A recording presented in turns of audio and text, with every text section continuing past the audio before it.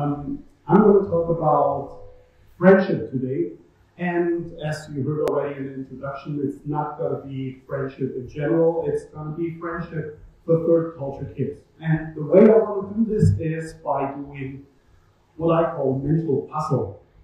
So when we do a puzzle, we open the box, we dump all the pieces, and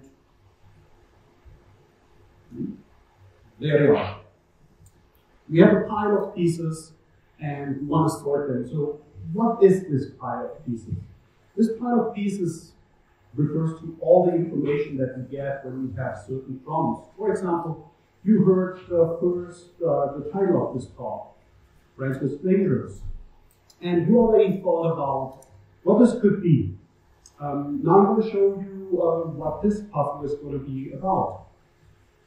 The importance of friendship for third culture kids. And while your brains are working on sorting the pieces, by color, by shape, I'm going to talk how I came to this topic.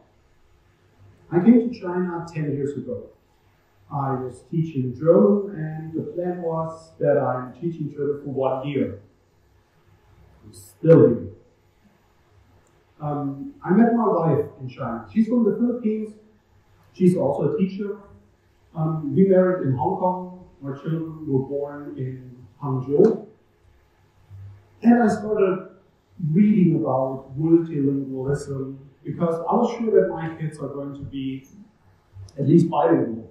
German, English, who stay longer in China, trilingual. And while I was reading about growing up with different languages, I came across that term, third culture kids. And I got interested because I was like, wait, those are actually my children they're talking about. So I did my own research, I did some interviews, and recently I did a survey.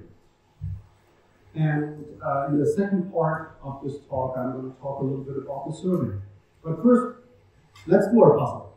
So we sorted our pieces, and we want to put some pieces on one side, the other pieces on the other side. There's one small pile, and this is actually the pile we're talking about first.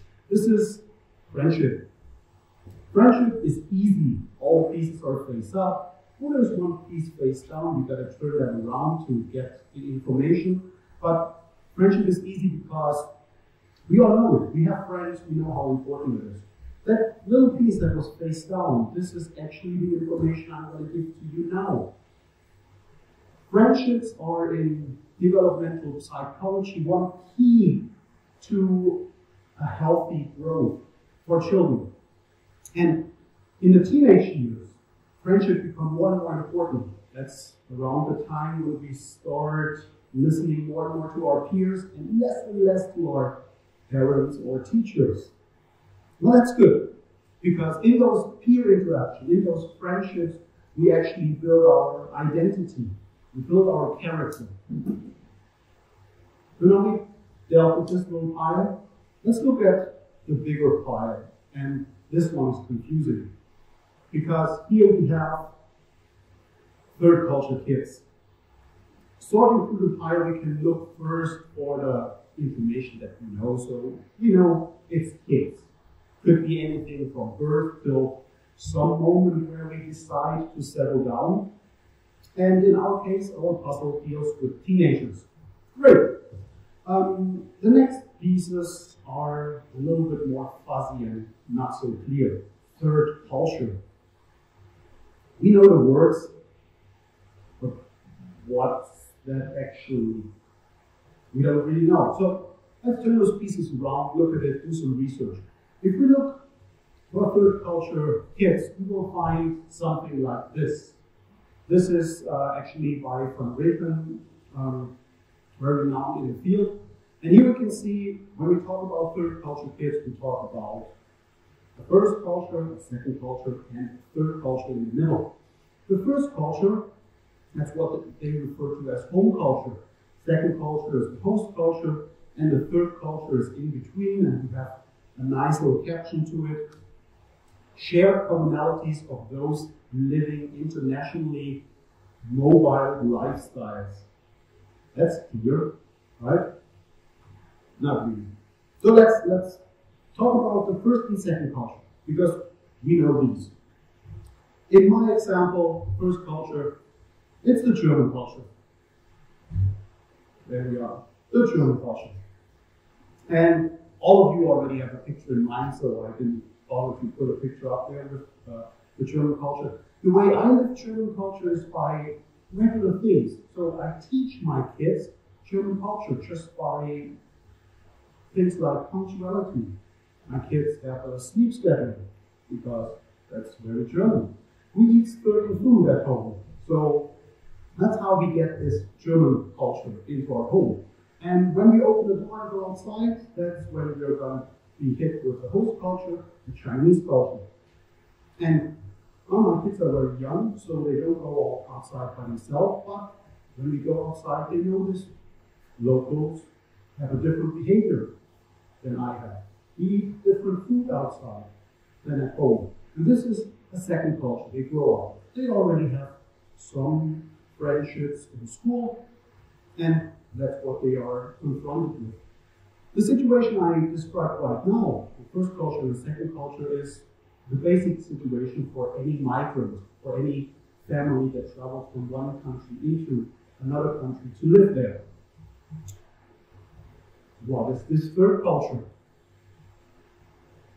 Here it's getting really difficult, because this third culture happens somehow in between this first and second culture. So let's look at this caption one more time. Shared commonalities of those living internationally mobile lifestyles. And we do the same thing as when we look at third culture kids. We look, what do we know? So shared commonalities refers to something they have in common. And when we look at the third culture kids, they're not all from the same country, so they don't have that in common. But they create something among each other, and those are shared characteristics, shared attitudes, shared commonalities. So shared commonalities refers directly to this third culture. When we look at the other parts, internationally mobile lifestyles, we know, yes, those are migrants. But we have to look at third culture kids in a different way. Those are usually not what we think about when we hear the word migrant. When we hear the word migrant, we usually think about people who are displaced by war or famine, or moved to a neighboring country because they think there might be a better life waiting for them. When we talk about third culture kids, we talk mostly about expat children. Now I have to explain expat children. The term third culture kid is a first world term. It looks at certain kids from a first world view. The first people called third culture kids were missionaries and embassy workers. Nowadays, we have those expats. Those are highly mobile migrants. They move around the world. And what regular migrants usually don't do, they move multiple times. Okay? So third culture kids, they know eventually I'm going to move. Migrants hope I'm going to stay here because life is here better than where I came from. But with this distinction in mind, we look at where do those third culture kids meet. This is the easiest answer: international schools. International schools, they started with the idea schools for embassy kids. Here we have the embassy kids again. In the last 50 years, this idea has been modified, got bigger, but it's still a place where we find third culture kids in international school. And that's not surprising because we have children from all different kinds of cultural backgrounds. Plus, we have a school idea that's already internationally oriented. So here we get this little melting pot. And in this little melting pot is what culture is gonna come out. And now I need a word from my German culture: Kulturschaffende. Yes, I know. But for me, this expresses actually exactly what third culture kids are. If I translate it, it means literally those who create culture. And in a wide point of view, we can put this to any human behavior. In a narrow view, we would say those are artists because we create a cultural piece. In our context, we can look at third culture kids and say, what they do among each other, that is creating culture, their own culture. And I'm going to show you how this takes place among friends. I said I did a survey at BWYA, and this survey was a survey among the Korean teens at BWYA. Most of them were somewhere between 15, 16, and 18. So we're looking at already independent teens. 50% of them live in China for more than 5 years, 85% live longer than 3 years. And when it comes to friends, we can see the following. All of them had Korean friends, that's not a surprise. 90% of them had a Chinese friend, and 65% of them had also friends from other cultural backgrounds. So here we see we have already a mixture, and those are just their close friends. Those friendships start at school. Most of them meet their friends at school. So here again, we see that international schools are an important part for those third culture kids. And I'm going to show you something where I have to explain a little bit more, and it's a little bit more text. If you look at the kids that mostly had Korean friends, they said, we feel that our friends hindered our integration in school. They also said, we didn't really felt they helped or hindered us with their integration in the host country. So here we see those few who actually stick with their Korean friends, they didn't feel integrated, neither in school nor in society. Then we have those who had no Chinese friends, also just a small group. And they felt their friends helped them integrate in school, which is great. But they also felt that their friends actually hindered them getting integrated in China. And the third group I want to talk about is those with friendships among a variety of cultural backgrounds. Those 65%, they said their friends helped them integrate in school and integrate in society. And those are the third culture kids that we're talking about. Those are the kids that are out there and do something together, create this culture. Here we can also see that it is very important that what influence friends have on us. And the last point that I'm trying to make comes also from what the literature says. The literature about third culture kids doesn't talk much about friendship.